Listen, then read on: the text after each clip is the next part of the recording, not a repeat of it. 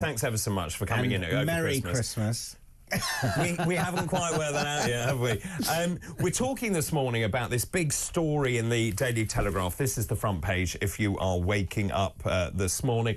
Farage, Musk will help us to beat the Tories. Simon and I were talking about this. Nigel Farage is such a political animal. He's incredibly good at keeping stories in the air. And over the last, well, since Christmas Eve, really, Reform has led the headlines in pretty much every paper since Christmas Eve. So he is now pivoting. This is over the argument with Kemi Badenoch, which we'll talk about. He says Elon Musk will help Reform UK win over younger voters because he is an absolute hero figure to them. I mean, here you've got, and in some ways he is right, because here you've got a man who's the richest man in the world, who's got this obsession with space and technology and Twitter and all the, or X or whatever it's called. He gets the youth vote, and he talks about it's the shades, the bomber jacket, the whole vibe. Elon makes us cool.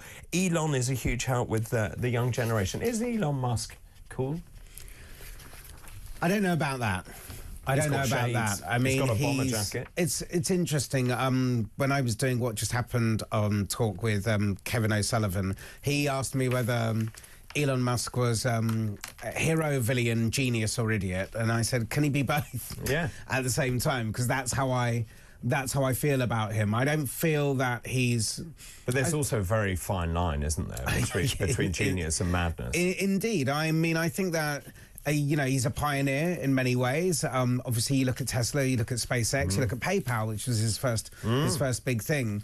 I just am wary of the way that he has unveiled himself into kind of these the free speech and how you deal with that. He feels he's a champion of free speech. He does. And he's sort of let a lot of people back on the Twitter/X platform who were banned because of his he feels that, you know, he shouldn't stand in the way of free speech, but also his own AI program Grok that he's developed.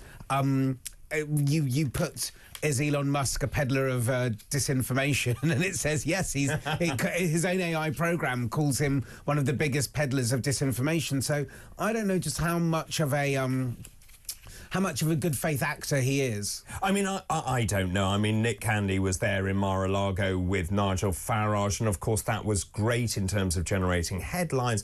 But actually, when you read the copy, it seems that he's rowing back. Nigel Farage is rowing back on the amount of money that Musk may give. Of course, he cannot give it directly, but it can come through a UK limited company. Just moving on to Kemi Badenoch, and this happened yesterday. Kemi Badenoch and Nigel Farage have accused each other of faking their party's membership numbers in a row over whether Reform UK has overtaken the Tories. As we were talking about earlier, Kemi Badenoch claimed he was faking the numbers. Nigel Farage is really angry about that, and the story moves on. He's now threatening to take legal action against Kemi Badenoch if she doesn't apologise for accusing him of publishing this fake ticker. So the story here is that essentially she said the ticker ticked up automatically, and Sky News, many other media outlets were invited by Reform UK to see how it was generated. It comes off a platform called Nation Builder, and just to explain, here we are, you can see what Reform UK has tweeted. The Telegraph has seen strong evidence that the figures touted by Reform are based on verified membership data, which is logged in real time through a third-party website. That is the Telegraph. So essentially, Nation Builder is a tool used by many political parties around the world. So you put in the details. When someone joins up into Nation Builder, we can see, or anyone who's involved in politics can see, the voting intention of that household, how many people are of voting age in that household, if they are associated with a political party, and so on. So now Nigel Farage, and you can see the tweet there, the accusations of fraud and dishonesty made against me yesterday were disgraceful. I'm demanding that Kemi Badenoch apologises. Eek. Not a great Christmas present. Not a great Christmas present, but also, I mean, the sheer front of Nigel Farage as well. I mean, okay, let's break it down. It's a vanity metric. We said this before. You know, having that many members it doesn't really mean anything unless it translates into MPs, and unless you're in the seat of power, unless you can influence policy and influence what's going on. So for Kemi Badenoch... But it's optics. Yes, But for Kemi Badenoch to even put her head above the parapet and sort of go to fight against this, rookie mistake, shows that she's not an experienced politician. She's not been well advised, and she's not great. So that puts a massive question mark over her, which is possibly better than Farage reform Tice could have hoped for in that sense. Second thing is, but then Nigel Farage himself, we have seen a lot of people sort of saying the complete misuse of police time and courts time and everything else. I think it was Alison Pearson, the Telegraph columnist, policing her tweet, and stuff like this. Does Farage really want to take Kemi Badenoch to court over? No, he doesn't. And so again, it's generating headlines. It's generating headlines. It's performative, but this performative generating headlines, this stuff erodes public trust in politics. It doesn't, because the numbers are still going up. No, but but the numbers in themselves are sort of a red herring. How many people sign these online petitions to let's have another 3 million? I signed it because I want another one. Okay, but let's have another vote. Let's have this. Let's have that, and everything else. So this is. But it does say something when you've got the oldest party in the world and is now 131,000 members. The reason for that, of course, is that the Conservative Party tended to attract older people. Yes. Now, those older people are not being replaced by younger people. And even friends of mine who are really high up in the Conservative Party just sent me sort of rolling eyeballs yesterday because they know Badenoch has fallen into the trap set by Farage. Yes. Yes. And but as I say, you know, this is all this hoo-ha is.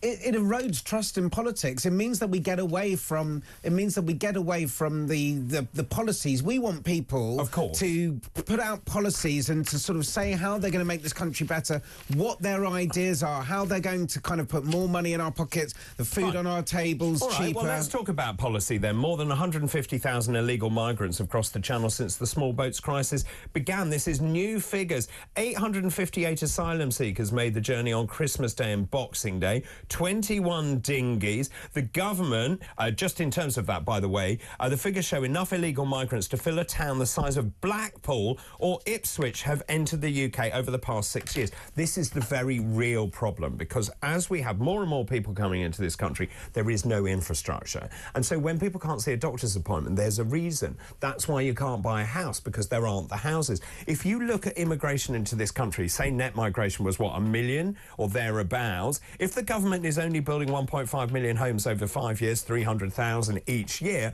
we will never build enough homes. This is the scale of immigration, and Labour has to get on top of this, and they haven't done that yet. I mean, how long have they been in power? Is it 6 months? 6 months. Okay, 6 months against 14 years. Yes. So, you know, I mean, this is a bit like sort of trying to do a handbrake turn on an oil tanker in the Panama Canal. It's going to take... Was getting rid of Rwanda a mistake? No, but let me just back...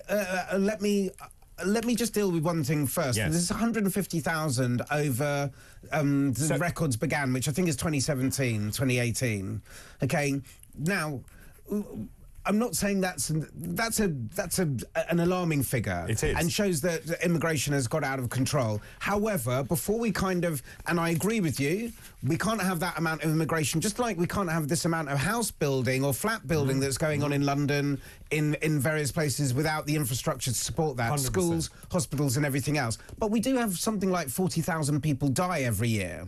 So when we're saying that 150,000 people have come in since 2017, it's not like the country's getting fuller and fuller and fuller. We have but these people are not contributing to the country because A, they're not allowed to contribute, which is part of the problem. But B, we are not sending out any sign that we need to stop this, are we? Okay. France is a safe country. I think that what has happened for the Tories is that they saw this, first of all, as an existential threat that helped them get votes, and then the kind of stable door was left open and they couldn't get control of it and they couldn't get on top of it. One of the things I've always wondered if you say that people can travel through different countries, what is there to stop? If we spend like these millions on these refugee centres, former hotels or whatever, what is to stop putting a porter cabin next to every British embassy in countries that from London through down to Africa, so that if people are travelling through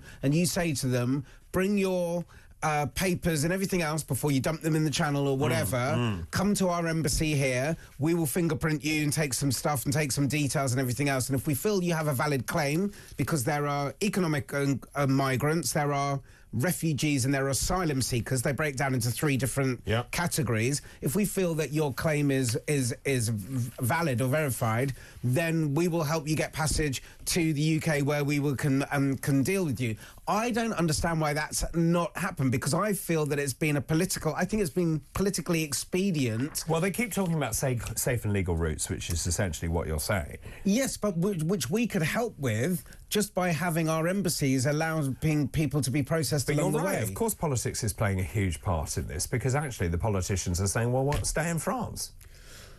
Or we could turn people down in Italy, we could turn people down in Tunisia, we could turn people down. What you're talking about is Maloney, aren't you? You're talking about Maloney's idea, which is that you process people in a third country and then you allow them, if they're successful, to go into Italy. I mean, however you slice and dice this is going to be a huge issue for the next 4 years.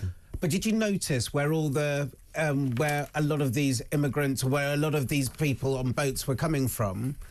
Afghanistan, Iraq, Libya, Syria. I believe we've bombed all those places. Well, we have in the last 20 years. And of course, our foreign policy has a lot to do with that. So, I mean, but equally, you then have to ask yourself, why are people coming to this country and not to any other European country, which, as far as I'm aware, are not war-torn? Well, is it chickens coming home to roost? And also, is there something that English being in Europe, sort of the largest language, and so they can come here and they speak the language? There is a lot to be said for that. Or is it because we're too easy and we give benefits away too easily, and you can come here and you can live quite nicely, and you get nice heating and you get a food allowance and so on, and better than many people in this country who are on the poverty line? I believe so, but why weren't we letting some of these people work and put tax I would agree with that. But we could boost our own economy by doing that. The whole thing needs to be... Every time you pick up a rock in the immigration argument, there's something underneath it that makes you go, why is it such a mess?